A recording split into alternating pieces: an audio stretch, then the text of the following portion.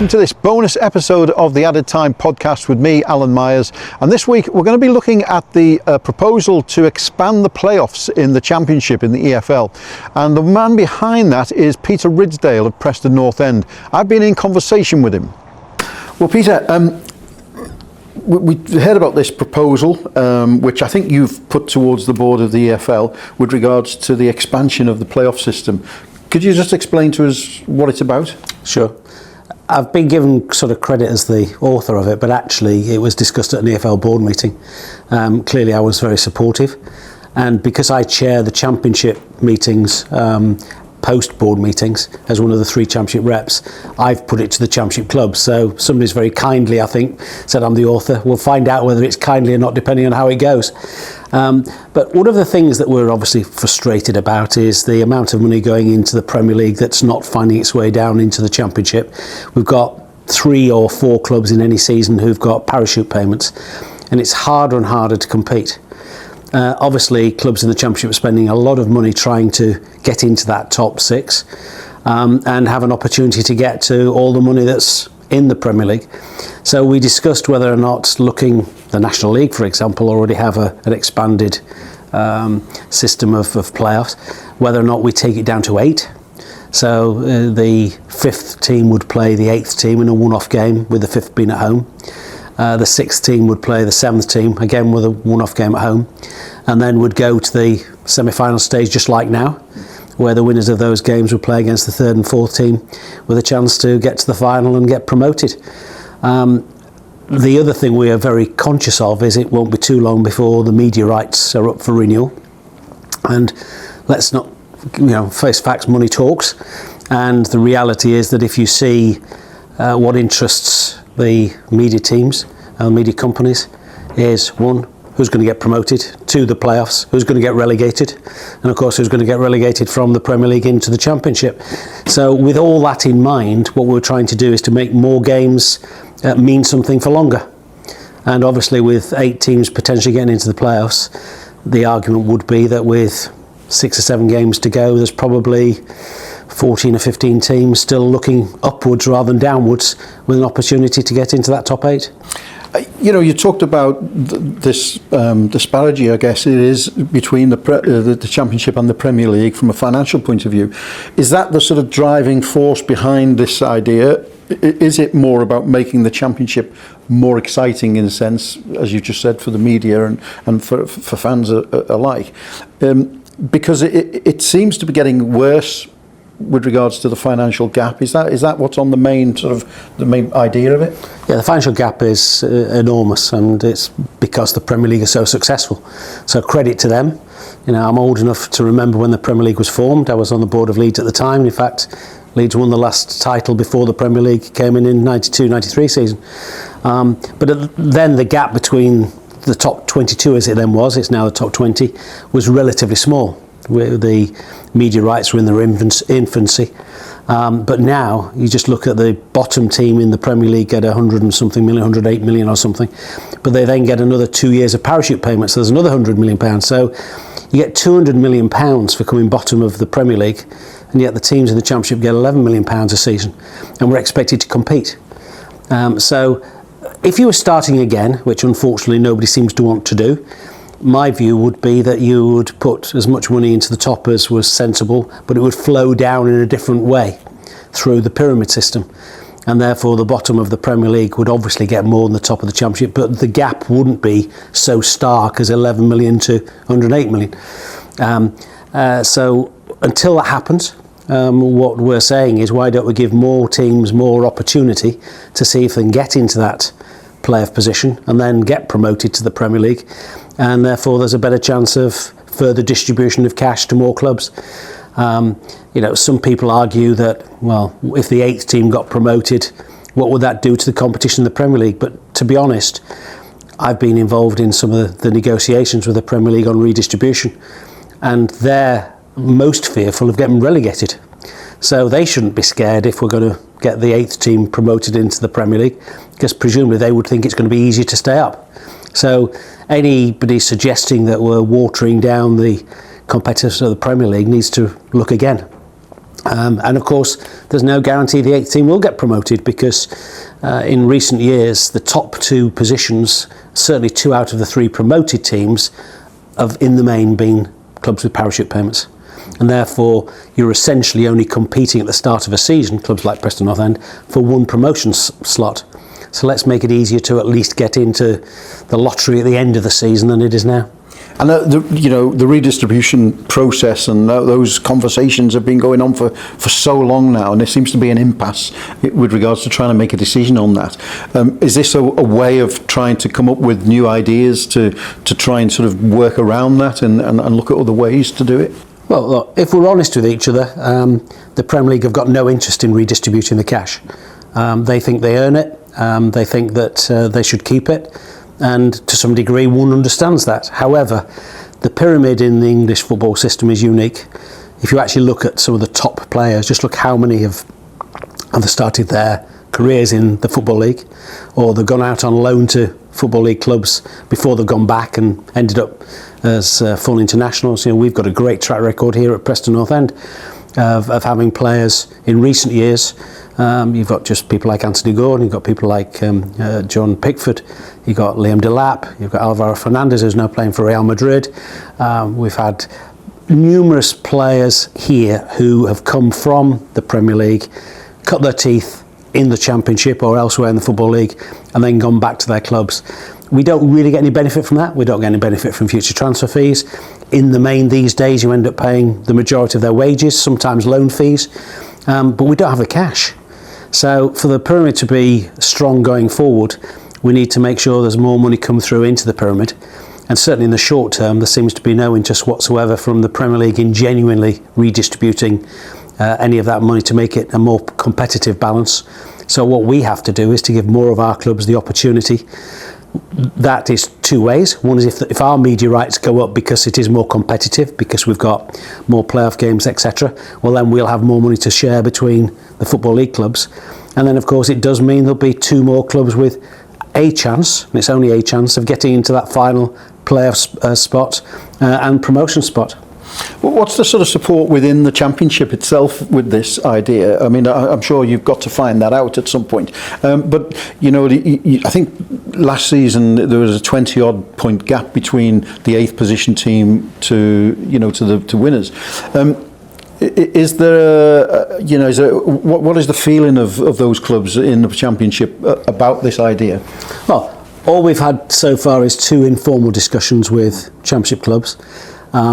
In both of those, we've had something like a 23-1 in favour of furthering the discussions. There was only one club questioned whether it was the right way forward, but 23 thought it was a great idea. And indeed, as a result of these conversations, Leagues 1 and 2 have also said to the Football League, we also should consider expanding our playoff system like the Championship is suggesting. So I understand what you're saying about the gap, but actually I think the Championship is the most competitive league probably in English football. I mean, certainly far more competitive than the Premier League, I'd argue. You don't start the season always knowing who's going to win it, albeit the parachute clubs do have a severe advantage because of the amount of money they're getting from parachute payments. But you just look, I mean, when we're having this conversation today, it's the sort of the start of a new season. We've played a number of games, and I think the gap between top and bottom is relatively narrow. I mean, you can lose a game now and drop down about 8 places. It is a very, very competitive division, and there's no reason why one should argue against the 7th and 8th having a chance. And frankly, if they're not good enough, they won't end up winning the playoffs anyway. I guess, people will look at it, certainly from a Premier League point of view, and think, well, if the 3 teams coming up struggle to stay up most seasons, the 8th team will struggle even more. I suppose you've already said, in a way that's a benefit to calm the Premier League's nerves on this sort of thing, if you like, because obviously it gives them more chance. But is that a worry? Well, look, let's be honest. The first of which is, who says the 8th team is going to win the playoffs? Because they're going to have to play an initial game against the 5th team, then they're going to have to play a home and away semi-final, and then they're going to have to win a final. So there's no guarantees the 8th will actually win it and get promoted. But if they do, who would argue they shouldn't have the right to play in the Premier League for a season? As I've already said, I think that the Premier League, in all our discussions on redistribution, their biggest fear, if you're already in the Premier League, is they don't want to get relegated. So if we're making it easier for them to stay up, they shouldn't argue. Funnily enough, this season, you could argue it's the first season for a while when the 3 teams who went up may actually not all come back down again. Because you see how Sunderland have started, Leeds have done okay, Burnley are sort of down there at the moment, but I would argue there's no guarantee that those who go up will automatically come back down again. So I think for the good of English football, for its competitiveness, let's not forget that one of the reasons that the Premier League is doing so well is because of the value of their worldwide TV rights. And if that means that their TV rights are worth more because you've got more interest in the clubs who may get relegated. I mean, when you get towards the end of the season, the last few years, the top 2 or 3 in the Premier League have been predetermined. There hasn't been that much of a competition, but those who are going down has got a lot of interest because of what's riding on it. So if you've got a combination of the relegation spots are attracting a lot of media interest and value, and then you've got the games where you might get promoted. Our playoff final in the Championship is one of the most watched football events in the world. It's certainly one of the most expensive games because obviously the winners get a minimum £200 million for winning that final game at Wembley. So it's trying to get value into the Championship. It's trying to get value into the Football League. The Football League deserve it because they are part of a pyramid system. They have generated a lot of cash for Premier League clubs through taking players on loan who have created value, who've been, a lot of those players have been sold on for a lot of money. And in the absence of a fair redistribution system, which currently doesn't seem to be forthcoming, I think we should be looking at ways and means of making everything more interesting and, as I say, driving value. And do you think this might drop down to League One and League Two? Is that something which you think could happen? Well, I think Leagues 1 and 2 have said they're watching our conversations with interest. Clearly we need FA approval, and I think we need tacit approval from the Premier League. In terms of Leagues 1 and 2, they wouldn't need approval from the Premier League, it would just be from the Football League. And it would be strange if we were suggesting it for ourselves in the Championship if we didn't give it to Leagues 1 and 2. So if those clubs continue the discussions and say they have an interest in expanding their playoffs, just like is already there in the National League, I can't believe anybody would be against it. Just on a general point, how difficult is it to run a Championship club these days? Because we've talked already about the gap, the financial gap. Is it getting more difficult to sustain a Championship club? The biggest single change over the last few years has been going from very successful, wealthy owners who are local business people into capital funds. You just see some of the investment that's gone in recently. Birmingham's a good example. There are plenty in the Premier League. And therefore, wherever they're putting money in that an average individual can't themselves put in, it's making it very hard to have a competitive Championship club just from local investment. We at Preston North End are on record as saying we're losing between 13 and 14 million pounds a season. That's how much cash an owner has to put in, and we've got the 21st wage bill out of 24. So you can imagine what it would be like if we had to suddenly try and compete at a higher level in terms of cash investment. So we have to work smarter.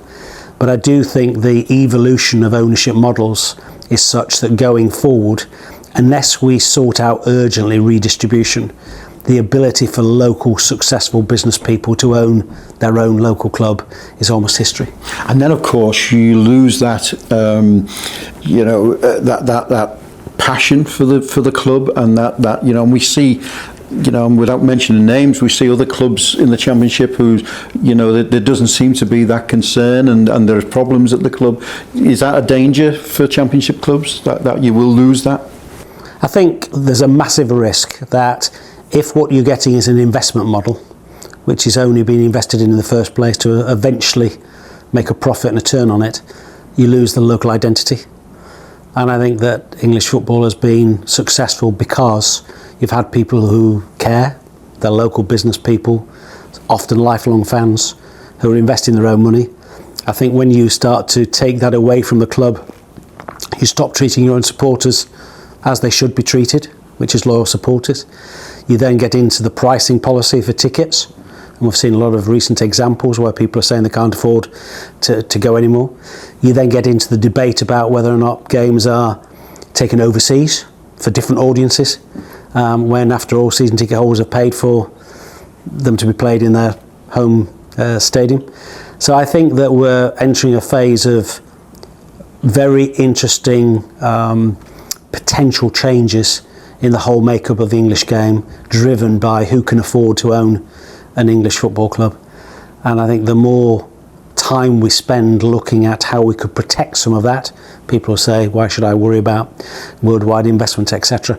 I don't worry about worldwide investment. I worry about whether that investment is genuinely for the long term.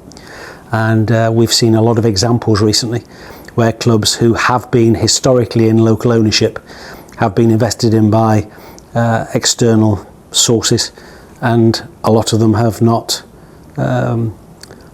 been successful, to the point where you see some, and we've got the odd one at the moment, which is very worrying, where because of investment by people who haven't been embedded in their local community, those clubs are currently staring a financial abyss, and I think that's a problem. Is this the regulator able to sort this all out, do you think?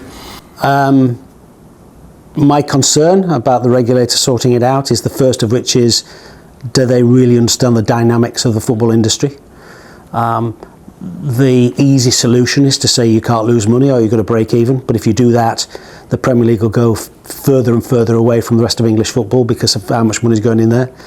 You're then assuming owners can just put up so much money, say in advance, to guarantee almost like a financial bond, and I think a lot of people can't or won't do that, depending on how they're cash flowing their businesses to put into the club in the first place. I think there's going to be some interesting times ahead, and I think anybody who believes that any regulator, whoever they may be, has suddenly got the solution to all these issues, I think they're kidding themselves. I think they're very complex, and I think everybody needs to tread very carefully. Just finally, you've been around the game for a long time.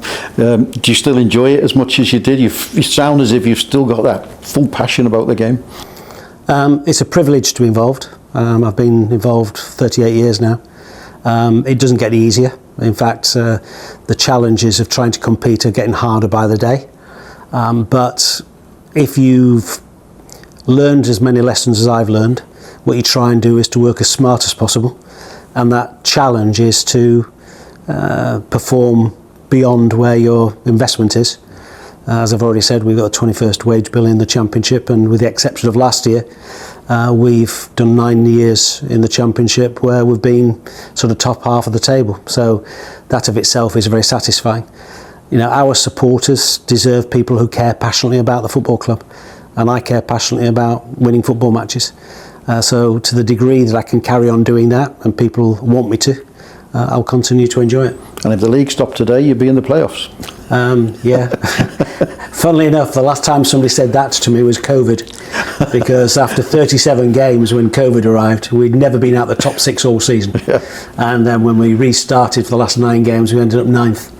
And literally with that year we'd been in the top 6 all season. So what I'd really like is the league to go on for 46 games and we'll still be in the playoffs. Great stuff. Thanks, okay. Peter. All right. Well, it's certainly a debate that will rumble on, I'm sure. And if you've enjoyed this, like and subscribe the Added Time podcast. We'll see you next time.